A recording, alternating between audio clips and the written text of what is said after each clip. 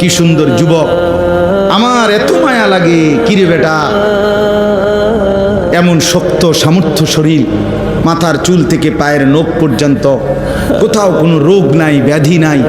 আল্লাহ তাআলা কি সুন্দর তাগড়া জওয়ান দিছে, আর তুমি সেটারে শুধু শুধু মোবাইলে টিপ্পা, নারীর পিছনে ঘুইরা, বন্ধু বান্ধবদের আড্ডায় শেষ করে এমন সুন্দর জীবন।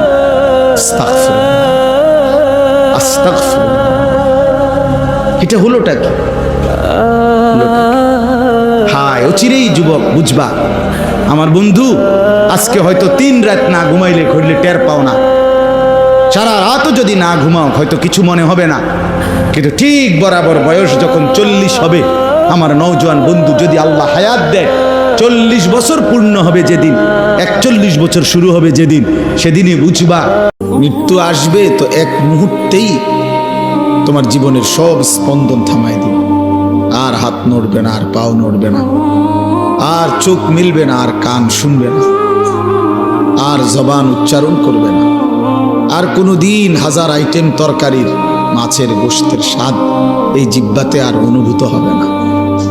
এই পৃথিবীর সব আলো বাতাস থাকবে, রোদ উঠবে, বৃষ্টি আসবে, আলো হবে, অন্ধকার হবে, রাত হবে, দিন হবে, তুমি আর থাকবে না।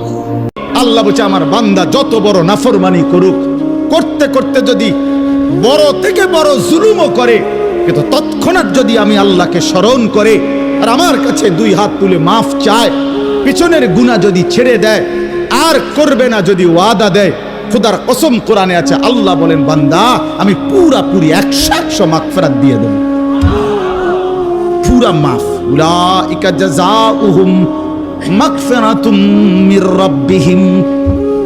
আমি একদিন মরে যাব, আমারে কবরে যাইতে হবে, কবর থেকে একদিন আমাকে হাসরের ময়দানে বিচারের জন্য দাঁড় করানো হবে, আর সেই বিচারের ময়দানে আমার পুরা জিন্দেগির আমলনামা, লিখিত কপি, ফাইল আমার হাতে দেয়া হবে। সেই আমলনামা নিয়ে আমাকে 2টা কাজ করতে হবে।